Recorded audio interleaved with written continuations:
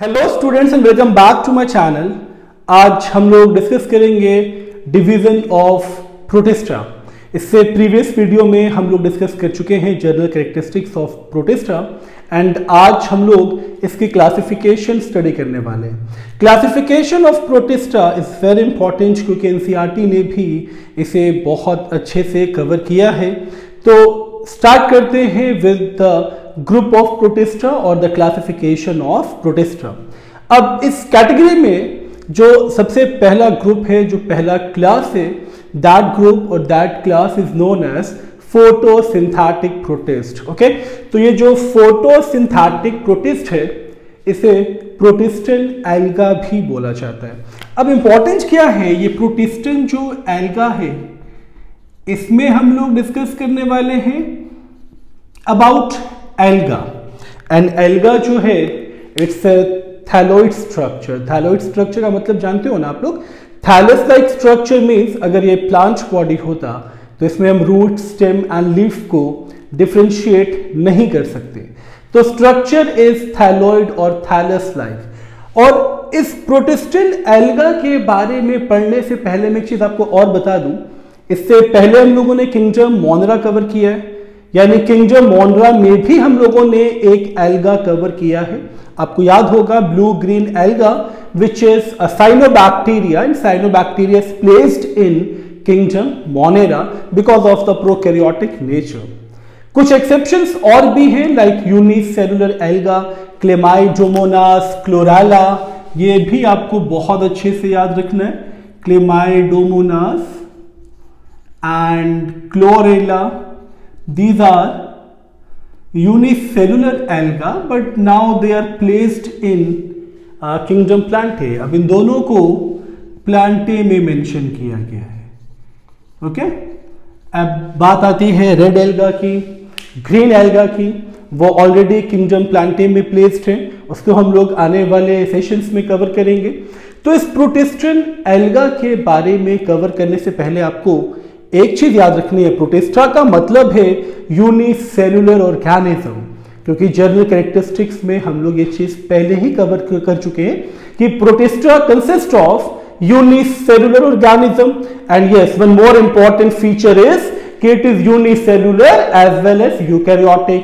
मोनरा भी यूनिसेलुलर है but मोनरा prokaryotic है, जिसमें हम लोगों ने ब्लू ग्रीन एल्गा को प्लेस किया था because of prokaryotic nature. Okay, अब इस प्रोटिस्टन एल्गा में एक चीज तो आपको क्लियर हो गया, एक चीज आपको समझ में आ गई कि हम इन एक्सेप्शंस की बात नहीं करने वाले।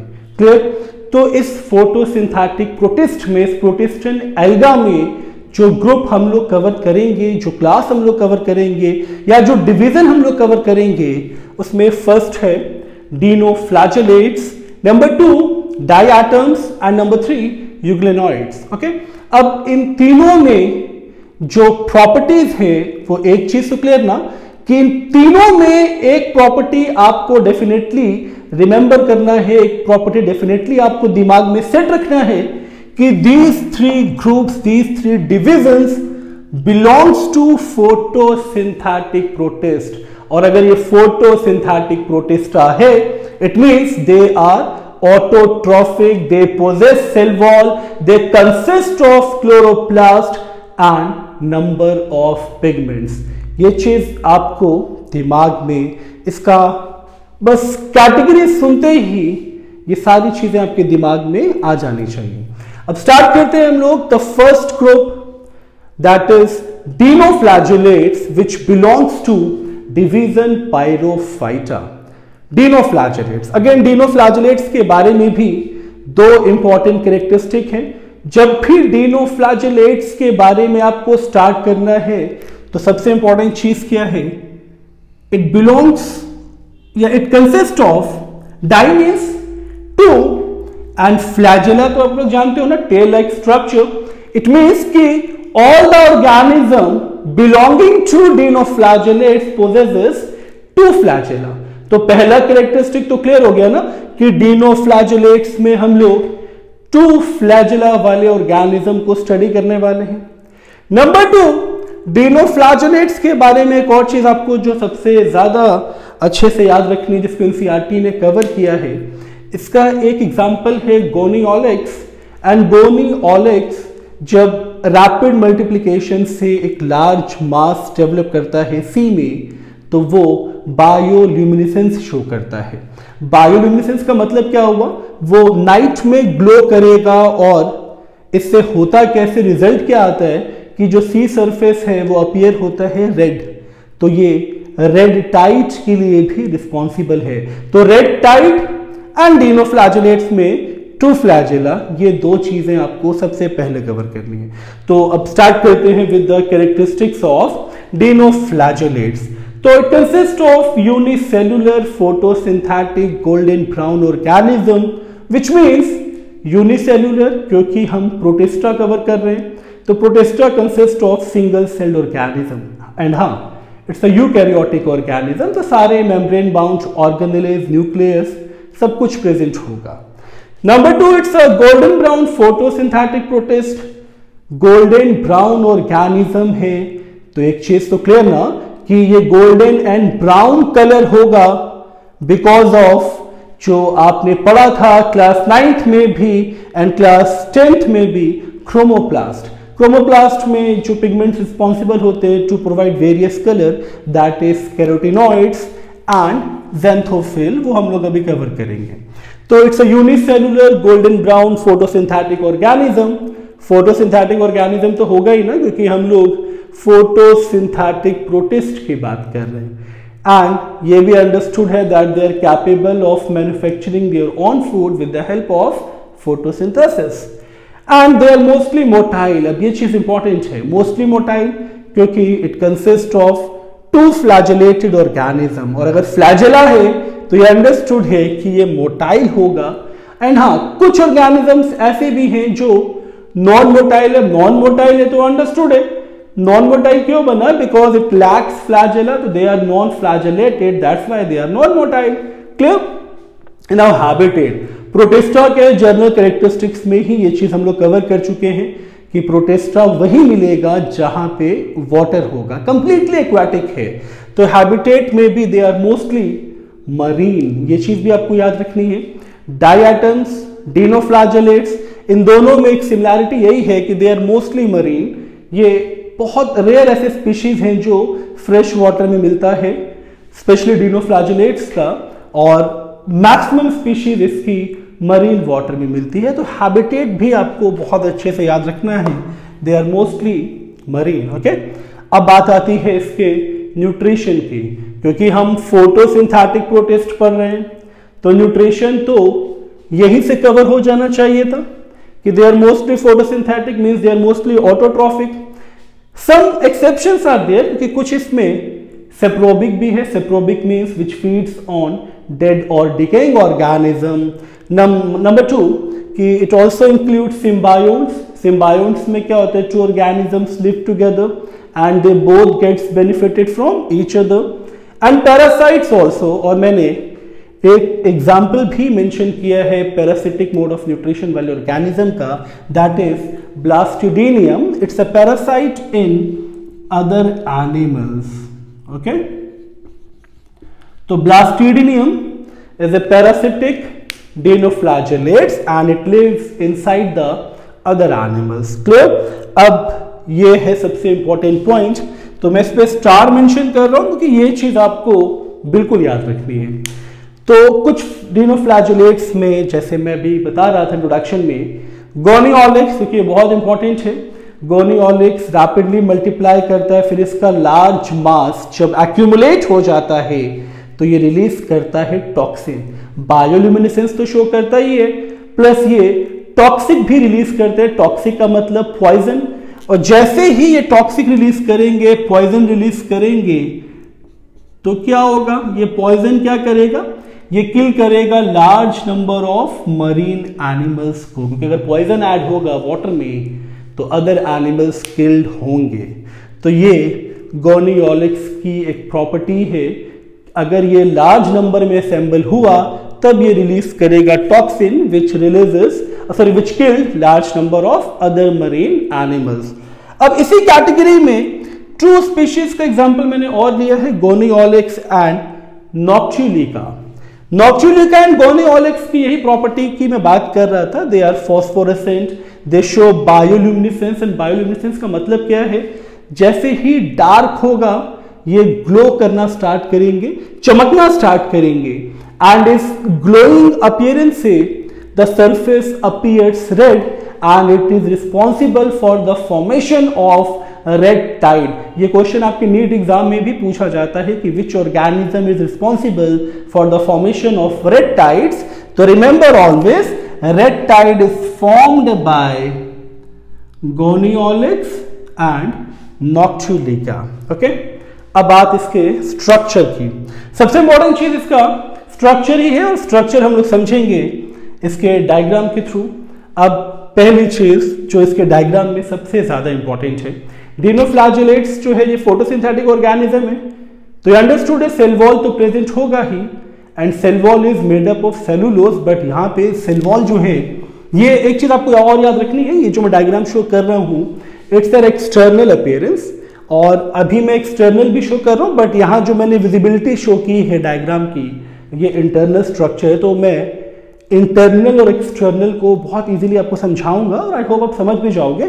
तो एक्सटर्नली क्या होगा, ये जो आप प्लेट्स देख रहे हो ना, ये थिक प्लेट्स जो बन रही हैं, ओके, तो these thick plates are known as theca और लोराइका।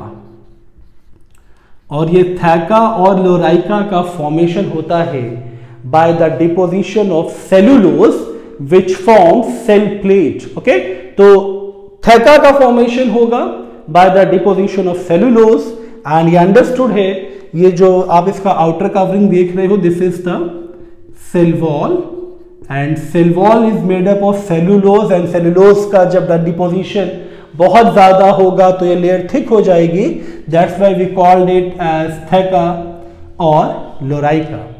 अब इसका सबसे इंपॉर्टेंट कैरेक्टरिस्टिक फीचर, डिनोफ्लैजेलेट्स मतलब टू फ्लैजेला ना, तो एक फ्लैजेला आपको दिख रहा है, ये ट्रांसवर्स दिख रहा है ना, और एक फ्लैजेला आपको ये दिख रहा है, दिस इज फ्लैजेलम 1, ये भी एक फ्लैजेलम है, और ये भी एक फ्लैजेलम है। ओके, तो इसे हम लोग फ्लैजेलम 1 मेंशन कर लेंगे, इसे फ्लैजेलम 2 मेंशन करेंगे।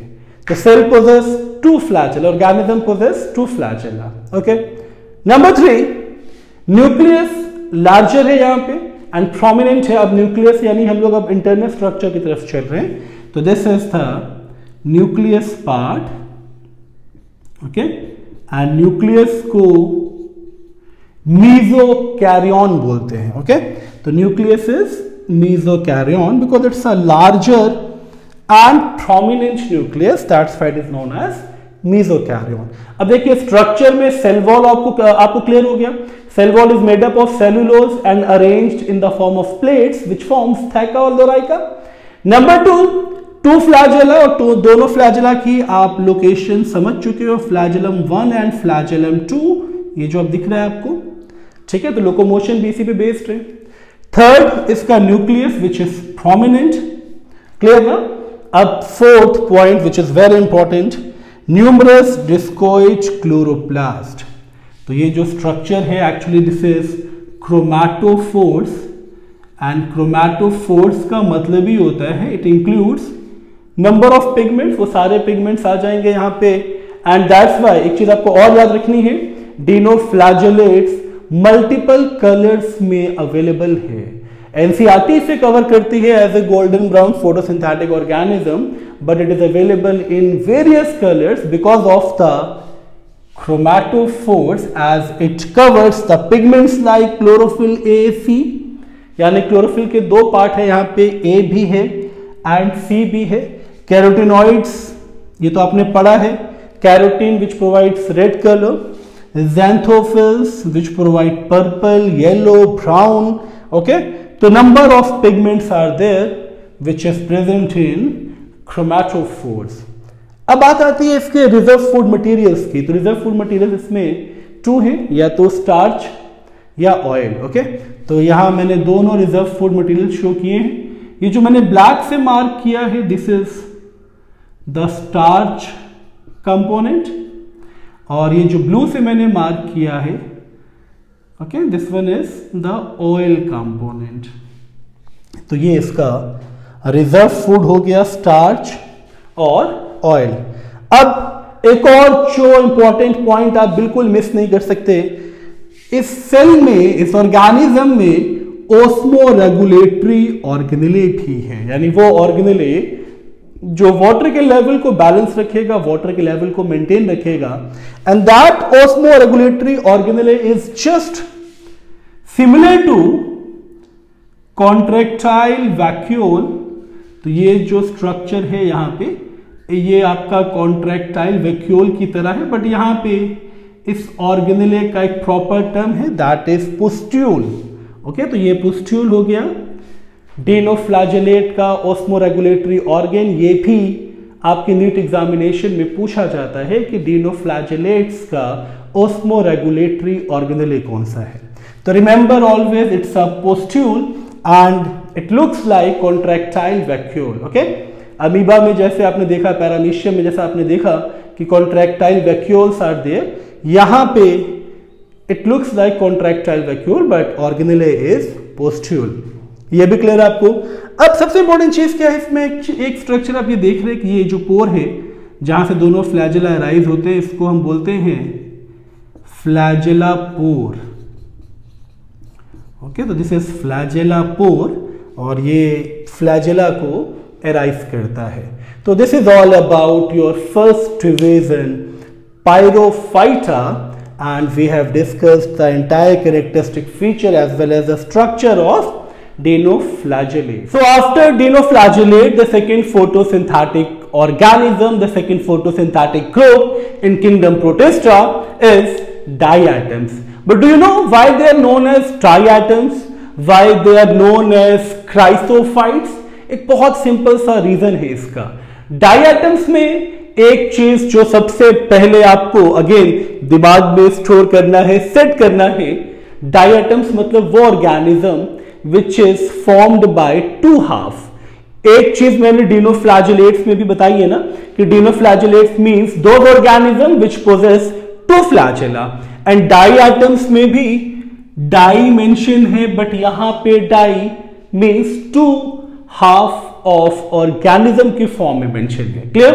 तो डायटम्स का मतलब तो क्लियर हो गया। Number 2, why they are known as chrysophytes. Chryso का मतलब होता है golden, okay, and that's why diatoms includes golden alga. अब गोल्डन एल्गा की वजह से इसको क्राइसोफाइट्स बोला जाता है। एंड फाइट्स का मतलब क्या हुआ, जब भी किसी वर्ड में आपको फाइट्स या फाइटो दिखता है, इट सिंपली मीन्स कि it is representing the plant body. इसका मतलब जानते हैं आप?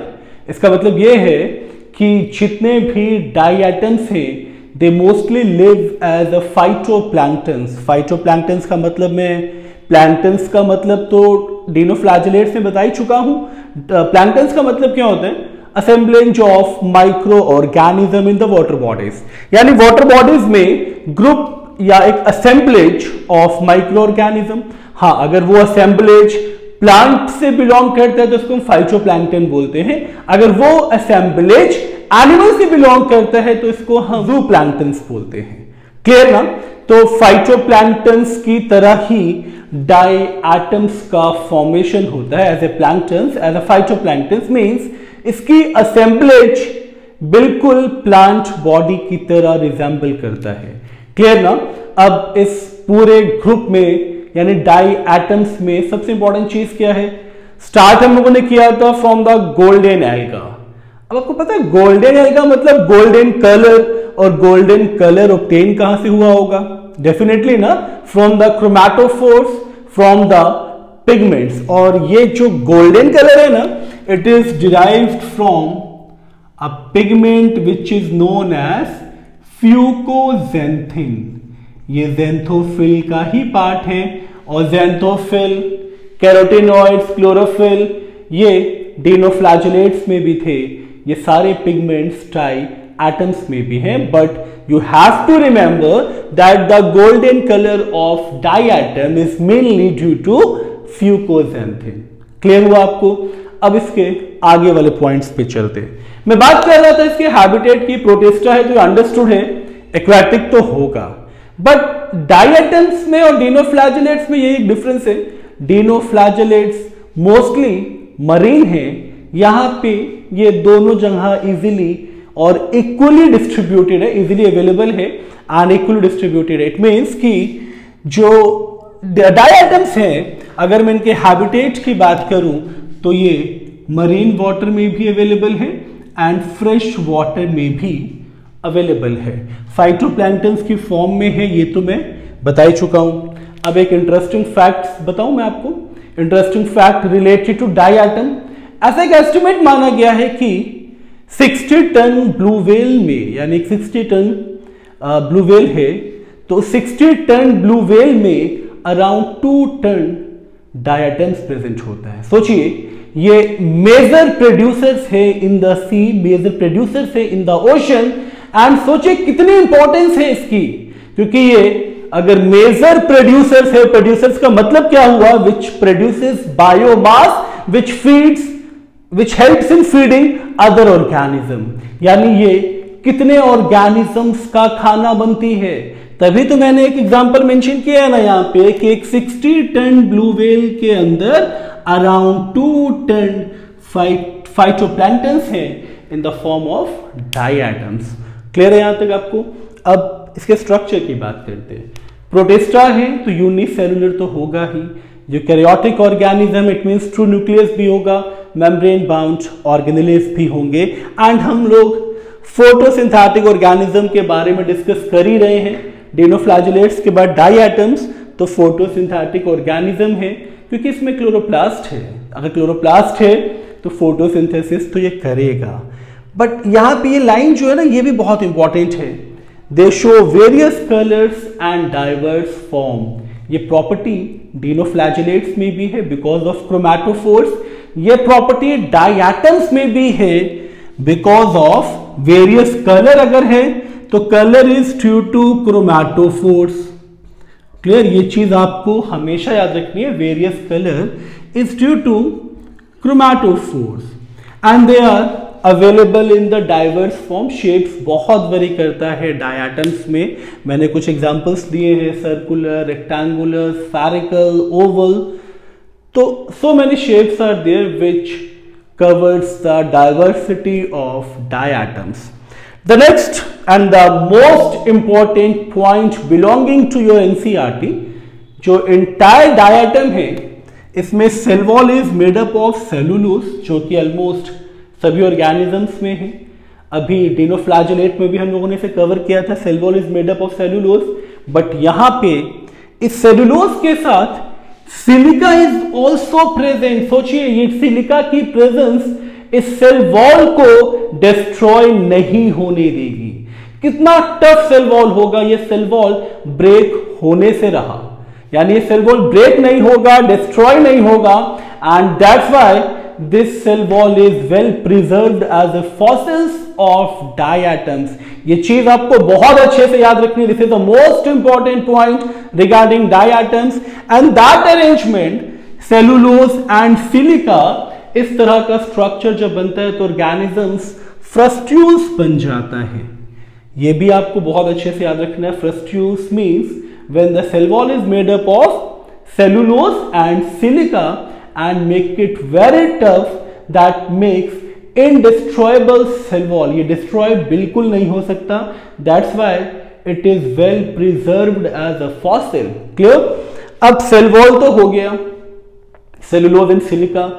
अब ये है तो यूकैरियोटिक ऑर्गेनिज्म, तो सेंट्रल वैक्यूल तो होगा ही एंड प्रोमिनेंट न्यूक्लियस भी होगा। अब पहले इतनी चीजें हम लोग स्ट्रक्चर में कवर करेंगे, क्योंकि देखिए इस चैनल का और इस पूरी सीरीज का ऑब्जेक्टिव यही है कि आपको हर एक कंसेप्ट क्लियर हो विद द डायग्राम।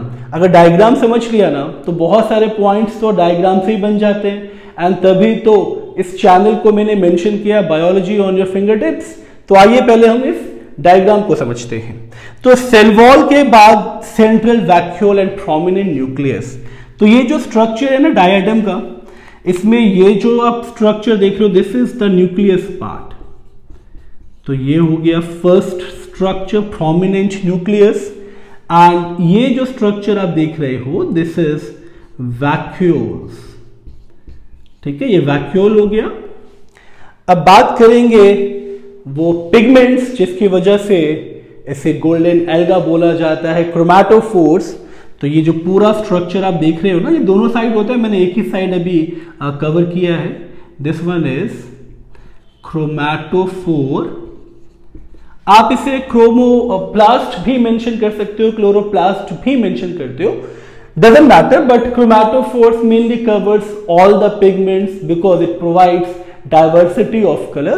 तो ये मेंशन करना ज्यादा बेटर होगा rather than the chloroplast and chromoplast. Okay, chromatophores का मतलब ही होता है group of pigments. Clear? Now ये जो चीज आप देख रहे हो, this is the flagella portion. Clear? ये आपका गोल्जी बॉडी,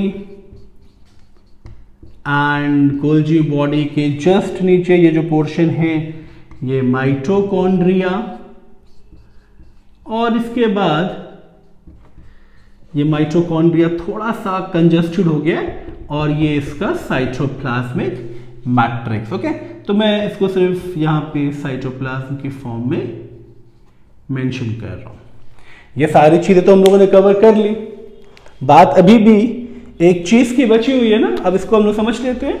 ये आ गया इसका सेल वॉल, मैं सिर्फ यहीं पे मेंशन करूंगा, अदरवाइज ये डायग्राम फिर थोड़ा सा गंदा सा लगेगा देखने में, तो सिर्फ यहीं पे मैं इसको कवर कर रहा हूं। This is the cell wall which is made up of cellulose and silica. Clear ना? अब ये जो लाइन है ना, ये भी एनसीईआरटी की सेकेंड मोस्ट इंपॉर्टेंट लाइन है। Cell wall forms two thin overlapping shells. इसका मतलब ये हुआ जैसे एक सेल वॉल बना, ओके, इसके ऊपर दूसरा सेल वॉल बना, फिर ये जो सेल वॉल ऊपर वाला बनेगा ना, ये इस तरह से बनेगा कि लोअर सेल वॉल को कंप्लीटली कवर करेगा। तो जैसा आप देखते हो ना सोप बॉक्स में, एक अगर आप सोप बॉक्स देखो तो एक आपका बेस होता है जिसमें आप सोप को प्लेस करते हो, उसके बाद जब उसको कवर करते हो आप, तो वो पूरा सोप पोर्शन को कवर करता है with the lower base also. तो इस तरह का अरेंजमेंट आपको डायटम्स की सेल वॉल पे दिखता है। ओके, तो cell wall forms two thin overlapping shells fit together and that's why it looks like a soap box. Okay, ये चीज भी इंपॉर्टेंट थी। अब सेल वॉल की इंपॉर्टेंस कितनी ज्यादा है, ये इस दो पॉइंट ने प्रूव कर दिया। First of all, its composition which is made up of cellulose and silica, and number two, its arrangement in the form of overlapping shell just like a soap box. Clear ना? अब बात करते हैं इसके next point की। तो होता क्या है ना, जब ये प्रेजेंट होता है, और मैं इसको बहुत ऐसे इजीली समझाऊं, बहुत सिंपल पॉइंट में, क्योंकि जहां पे प्रेजेंट होगा वहां पे ग्रिटी क्यों हो जाता है, क्योंकि इसका बहुत सिंपल सा रीजन ये है, सपोज ये एक डायटम है, ओके, और इसके अंदर ये पूरा साइटोप्लाज्म एंड जो ऑर्गेनेलेज हैं वो प्रेजेंट है। क्लियर? जब ये डेड होगा तो क्या होगा, ये अंदर का जितना भी कंपोनेंट है वो तो डिकम्पोज हो जाएगा। इनर कंटेंट तो डिकम्पोज होगा, बट आउटर कंटेंट तो डिकम्पोज नहीं होगा ना, क्योंकि इसके ऊपर सिलिका प्रेजेंट है। सिमिलरली इसके ऊपर जो दूसरा आएगा डाई एटम, उसके साथ भी यही कंडीशन, क्योंकि नीचे वाले की बाउंड्री डिकम्पोज्ड नहीं हुई है। फिर इसी के ऊपर एक और डाई एटम, उसके ऊपर एक और डाई एटम, सबके साथ एक ही कंडीशन होगी कि इनर कंटेंट तो डिकम्पोज हो जाएगा, बट इसकी जो बाउंड्री है वो डिकम्पोज्ड नहीं होगी। तो इस तरह से ये सॉइल को ग्रिटी कर देता है, और ये बहुत काम आता है ह्यूमंस के इकोनॉमिक इंपॉर्टेंस के लिए, क्योंकि इसको यूज किया जाता है for the various polishing purpose. Clear ना? तो ये चीज भी एनसीईआरटी ने मेंशन की है, ये चीज भी आपको बहुत अच्छे से समझना है। आउटर वॉल डिकम्पोज्ड नहीं होगी बिकॉज सिलिका इज देयर, और मैं तो ऑलरेडी बता चुका हूं it is well preserved fossil. Clear ना? इनर मटेरियल इसका कंप्लीटली डिकम्पोज हो जाएगा, क्योंकि इनर मटेरियल बाकी सेल के ऑर्गेनेल्स की तरह ही है, तो इसका डिकम्पोजिशन तो होगा ही। ठीक है, अब इसके न्यूट्रिशन की बात करते हैं। Diatom consist of chloroplast, chromatophores, number of pigments. तो ये तो अंडरस्टूड है ना कि we are talking about photosynthetic organism, तो अंडरस्टूड है दे आर मोस्टली फोटोसिंथेटिक। अब हम इसके रिप्रोडक्शन की बात करेंगे। डाई एटम का रिप्रोडक्शन भी बहुत इंपॉर्टेंट है। एनसीईआरटी ने इसको बहुत ज्यादा कवर नहीं किया, but NEET point of view से इट इज वेरी इंपॉर्टेंट। तो there are two modes of reproduction, asexual and sexual, and diatoms ये दोनों मोड फॉलो करता है।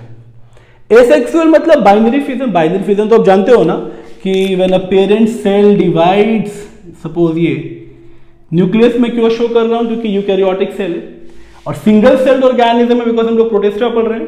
तो parent cells divide into two daughter cell, तो ये आपका बाइनरी फिजन बन गया। बट सेक्सुअल रिप्रोडक्शन का मतलब क्या होगा? सेक्सुअल रिप्रोडक्शन का मतलब दो गैमीट का फ्यूजन, देन जाइगोट का फॉर्मेशन होगा ना। जाइगोट फॉर्मेशन के बिना तो सेक्सुअल रिप्रोडक्शन माना नहीं जाएगा।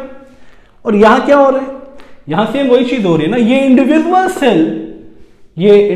सेल है जो डाइप्लॉइड है। डाइप्लॉइड का मतलब one complete set of chromosome, ये भी डाइप्लॉइड है, वन सेट ऑफ क्रोमोसोम मतलब 2n and 2n। एंड इसका मियोसिस होगा, तो मियोसिस को रिडक्शन डिवीजन बोलते हैं, यानी ये जो 2n है it becomes n after meiosis, ये हैप्लॉइड हो जाएगा।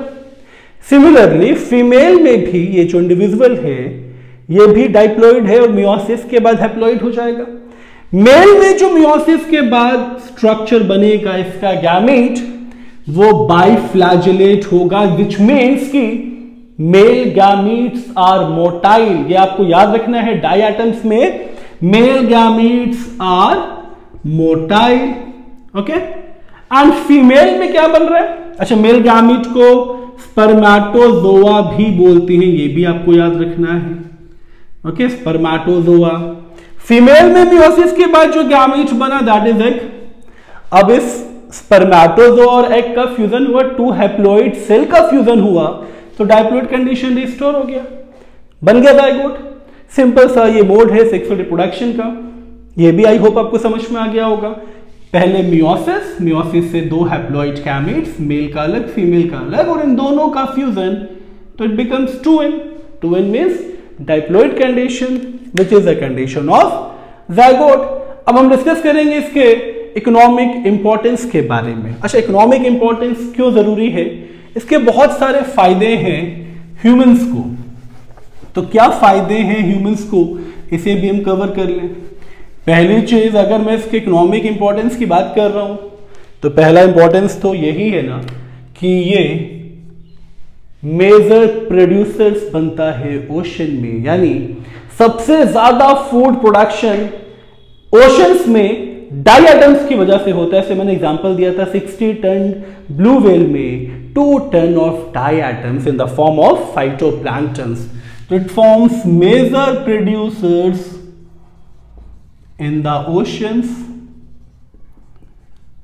क्लियर? ये हम लोग इकोनॉमिक इंपॉर्टेंस कवर कर रहे हैं, तो ये चीज मैं एज अ हेडिंग मेंशन कर दूं ताकि आप लोग कंफ्यूज्ड ना हो। तो it forms major producers in the ocean. Clear है यहां तक? अब number 2, it forms diatomaceous earth. अब ये डाईएटोमेशियस अर्थ क्या है, ये भी बहुत इंपॉर्टेंट है, आइए इसको समझते हैं। It forms diatomaceous earth. अब डाई एटम से डाईएटोमेशियस अर्थ आप कैसे समझेंगे? चलिए मैं बताता हूं इसको, बहुत सिंपली चीज जो हम लोग अभी कवर कर रहे थे। सेम वही चीज है ना, एक डाई एटम, इसका इनर कंटेंट डिकम्पोज्ड, उसके ऊपर दूसरा diatom, inner content decompose, outer तो डिस्ट्रॉय होगा नहीं बिकॉज ऑफ सिलिका, फिर एक और डाई एटम, और इस तरह का अरेंजमेंट डाईएटोमेशियस अर्थ का फॉर्मेशन करता है। ओके, अब ये चीज आपको याद रहेगी। और इसका एडवांटेज क्या मिला था? It is used in various purposes. Like अब किस किस पर्पस के लिए यूज होता है ये तो आपको मैं ऑलरेडी बता चुका हूं, लाइक पॉलिशिंग, एंड आपको पता है डाई एटम्स का यूज आपके टूथपेस्ट को बनाने में भी किया जाता है। तो polishing agents of various kinds, toothpaste for mining also. Mining आप लोग जानते हैं ना, माइनिंग जैसे कोल माइंस में हम लोग माइनिंग करते हैं, ब्लास्ट करते हैं to obtain large amount of coal products. So this is all about diatoms, और इस सेशन में हम लोगों ने डिनोफ्लैजेलेट्स एंड डाई एटम्स दोनों कवर किए हैं। आई होप ये वीडियो आपको पसंद आई होगी क्योंकि ये बहुत इंटरेस्टिंग पार्ट है। और इस वीडियो में सबसे इंपॉर्टेंट चीज क्या है, दोनों जो स्ट्रक्चर हैं वो आपको बहुत अच्छे से प्रिपेयर होने चाहिए, एंड स्पेशली वो पॉइंट्स जिससे इनकी आइडेंटिटी है, dinoflagellates, two flagella, diatoms, two halved organism. Clear? So I hope ये सेशन आपको पसंद आया होगा। Thank you so much for watching this video.